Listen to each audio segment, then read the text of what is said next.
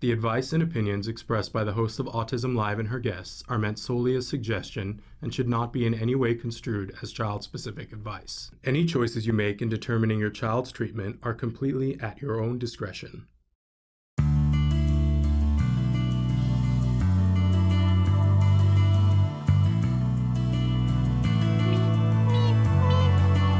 She's a speaker and an experience coach. She's the founder of Never Getting There.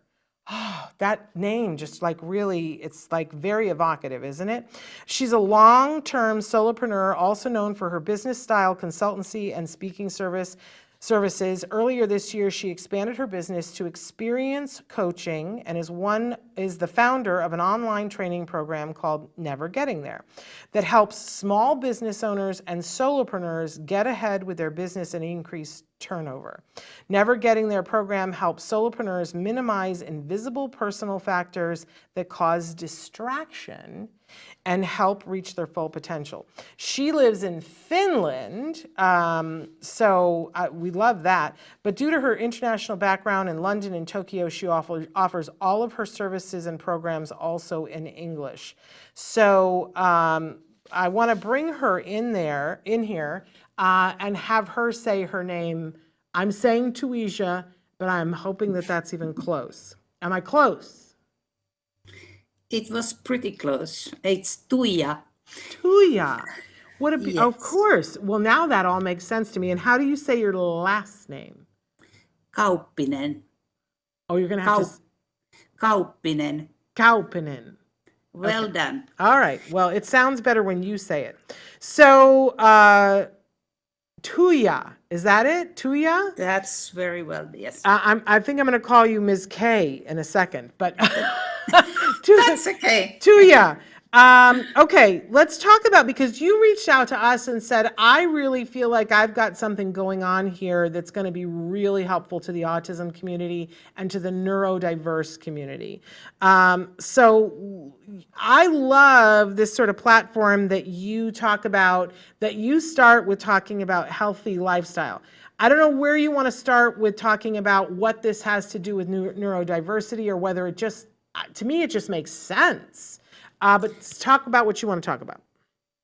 Well, it makes sense to talk about the healthy lifestyle, but it all started because I'm a long-term entrepreneur, actually solopreneur, and I was diagnosed with ADHD already 20 years ago, and I haven't got proper care or support for that. I have a very good medication, but we all know that's not enough. And then I got tired. Within last year, I got tired of not getting any help. And then I founded this new program. I got this grand idea to start a program. If I don't get help, I have to, discover it myself, create myself. And here we are. So I run it in Finnish, if you want to know, 𝗦𝗧𝗫𝗫𝗀𝗧𝗦 in Finnish, and Never Getting There in English. So when we start the program, it's a live coaching or online course. And we started with taking care of ourselves, because whether we are normal or neurodiversity people like I am, the sports and very good rest and good sleep and proper nutritious food they are vital things for our well-being. Wouldn't you agree? I totally agree. It's funny because we talk about self-care all the time, but Yes. It's super hard. I think it's a hard thing to learn, especially, I think it's hard for everybody. I don't even want to say especially, but I do think that as a parent of a neurodiverse individual, I will say that for caregivers, this is really hard. We all admit that we're failing on self-care a lot. And the thing that somebody said to me is, if you're not doing it, how are you modeling it for your child? How is your child learning it? So I Yes. think it's great that you start there. And I do want to point out that your program is really available for everyone. So if we have caregivers and parents that are there that are entrepreneurs or solopreneurs, or just people who are thinking about starting their business, it could be good for you or for your adult children who are wanting to start their business that are on the spectrum or neurodiverse, good for them as well. Everybody can benefit from this. Yes, and it's especially for us entrepreneurs, but the and solopreneurs, because I've been a solopreneur, and our the amount of solopreneurs and micropreneurs in this world, not just in Finland but everywhere, it's growing by day, and already in Finland, where we have 5.5 million people living in this country, we have almost 300,000 solopreneurs and micropreneurs here. So it's a ever-growing number of people, and the studies show that almost 30% of all entrepreneurs have some kind of neurodiversity issue going on, and only 15% of them has been diagnosed. So there are lots of hidden issues with people, and as we talk about this neurodiversity, ADHD or autism, most people don't want to get that stigma on their forehead still, even though we are living the year 2023. Yeah. And I can tell you that as I told you, I was diagnosed 20 years ago, and only less than 3 years I've been openly talking about it, because the world is more ready now. So I had to hide it all the time, and that is one of the things that really directs one's actions and thinking and personality to a wrong direction if one has to mask these kind of issues. So I'm very happy that I found you in the internet, so that you are like pioneering these issues in the world, so that it comes like a common knowledge. Thank you for that. Well, thank you. I mean, we've been doing this for a hot minute, and I mean, this is our 13th year, but we're by far not the only ones. In fact, our next guest, you're going to want to check out our next guest, because she's also doing this and has a big virtual summit coming up. So we'll talk about that. But one of the things that you talk about are these invisible factors. Talk to us about why neurology and invisible factors are something that you think is important to delve into with these entrepreneurs and solopreneurs.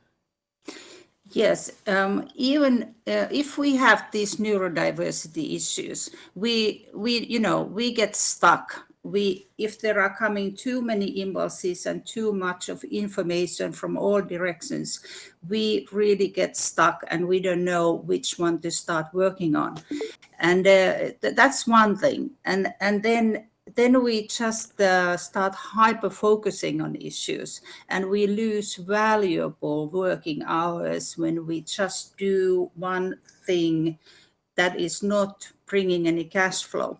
Although the hyper-focusing is also a good thing, that then we concentrate on one specialty issues that we are very good at, that we are professional of. So that can be a very positive thing too. But most of the time, I think it works against us. So, then there are those fears that has nothing to do with the neurodiversity issue, but fears, or we are too kind and we are easily led to be manipulated. And we start to act in a wrong direction. We go to the wrong direction. So there are lots of those kind of invisible factors that direct our actions and our decision making wrong way. Also, these kind of cognitive issues, like somebody understands numbers easily, the other one understands the distance or the abstract thinking. If there are any disorders in any of those cognitive issues or abilities, it also it also directs our understanding in the wrong way. So, there are lots of things, even if one doesn't have ADHD or autism, anything in that spectrum, there are lots of issues that people should get to know what they are capable of doing, because otherwise they just use their working hours in the wrong way. I love that you start by looking at this and acknowledging, though, that these are really talented people, and that it's not a question of talent. It's that they're talented, but they may have past trauma or something that will get in the way of their talent being perceived. And I love that way of looking at it, Tuija. You also talk about exhaustion, because that is a very real part of a solopreneur or an entrepreneur's experience, but then add neurodiversity to it, and we've got a whole, because as you know, all of my friends who are on the spectrum talk about that masking is exhausting. It is. It's very exhausting. And, I'm a professional masker because I had to do it for so long time. And I really have to say, now when I look back, it has directed my actions as entrepreneur in a false direction, because I always had to be in a standby or be careful what I do, what I say, so that I wouldn't irritate people, and it's really, really tiring. We all know that. So but exhaustion can come also if we are just very sensitive people, like neurosensitive people. If we get exhausted by too many lights or too many people, or we are introverted persons and we have to do networking, it can be exhausting. In my program, I advise them to, because as an entrepreneur we still have to go networking, whether we are introverted or extroverted. So in my program I advise to be prepared, and for the next day or next 2 days to have less difficult or less demanding tasks on the plate, so to say. I love that. So you set yourself up. If there's something that you have to do, you give yourself a kindness to decompress from it. Yes, exactly. In your planning. Yes, and also like I'm seemingly myself an extrovert person, but I can, because of my masking, I've been masking it away, my very private me, and trying to be very extrovert and outgoing. And then when I come home, now I can, when I look back, that's why I've been tired. So so it's good that the world is slowly going to the direction that we can just be genuine us. And anyway, whatever we do, if we go, I'm also a speaker, when we go on stage, we have to be genuine ourselves. Otherwise, the audience won't listen to us. They somehow sense that we are not fully there. Absolutely.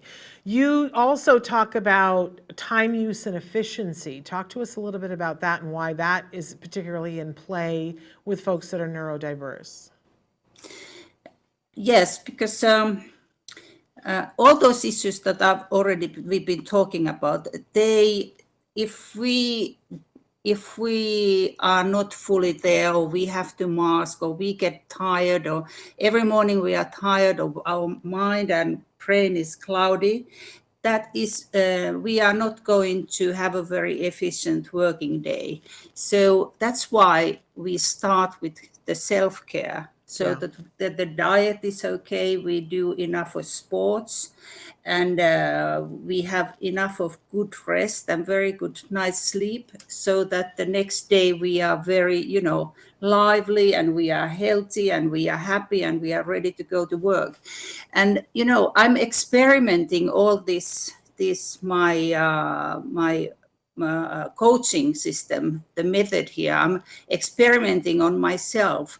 I started to go to the gym in the morning instead of in the evening. I do it in the morning, and that is a really good kickstart for the day. I take my medication, I go to the gym, I have breakfast and go to work. and then my mind is really it's really organized, it's ready to hit the work, and it's just working, and I do recommend that to anybody. Yeah, I love, we've got comments coming in. I want to acknowledge that Shadanda, we're going to get to your question in between the guests, but Doris says, thank you for educating us. Autism Journey with Elijah says, this is awesome. Self-care is extremely important. Sometimes we always can't get that, but I can see a difference when I do have R&R. I think that's true for all of us. One of the Yes. other things you talk about, Tuija, is accountability, which, you know, when, especially when you're a solopreneur, that can be very difficult. But even when you're an entrepreneur, that accountability can be important and difficult. Talk to us about what you recommend. Well, I do recommend that we all should have somebody to talk to, and to talk about the good things, happy things, bad things, sorrows, and to be accountable for somebody. Because I just take myself again as an example. I've been solopreneur and single person for a long time, living alone, working alone, and then I have to make all the decisions by myself. I have to, you know, when I feel sad, I talk to myself only, and you know, these kind of things. It's very important that we have a platform like this. Never Getting There is also a platform and a community where we can share things, and we can share our experiences and our thoughts and our sorrows, and you know, once we start sharing, the people start to pick up and they start to share. And this is very important, that the one big issue in this the big aim and goal with this program is that we start talking openly about problems, even those things that we are ashamed of, and actually especially those things. If we run, as we neurodiversity or ADHD people, we easily run into financial troubles, been there, seen that. And those are those things that in this country, I don't know about your country, but in this country, in Finland, we people don't talk about those. They are so ashamed. And this is one big thing that I'm going to open up in this program, to talk about these shameful things. So we need somebody to talk to have a close by or community, and also to be accountable for. Love it. And you, you know, it's all this coaching, but we don't want to forget that it's also about business and revenue and marketing. That you say that one of the things that you're trying to do is to help the program helps participants to succeed and grow their revenue. Because a lot of times people get excited about what they're doing and don't worry about the revenue. I have been guilty of that myself.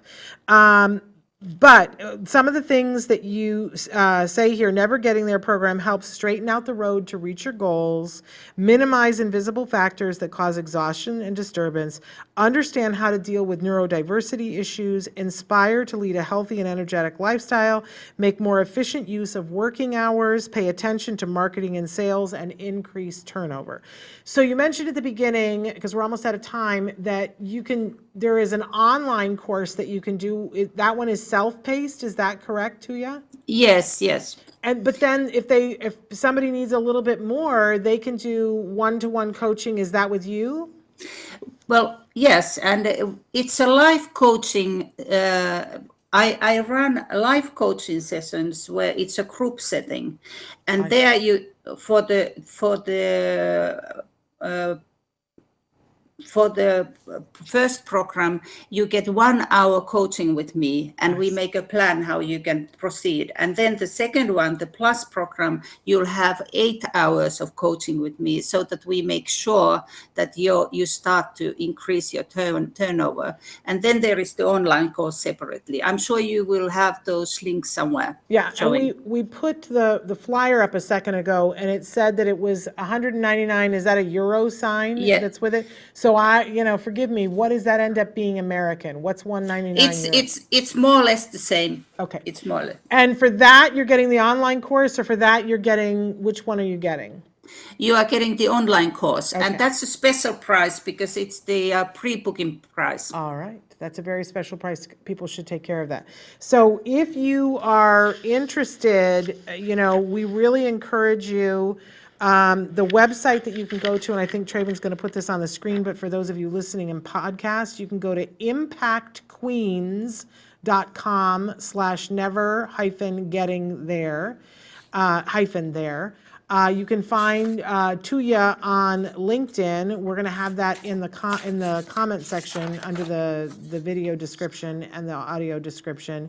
And you can also find Tuija Kauppinen on Instagram. So look for her there. And if you can't find it for whatever reason, reach back out to us and we'll make sure to connect you with Tuija. Tuija, thank you. I love what you're doing.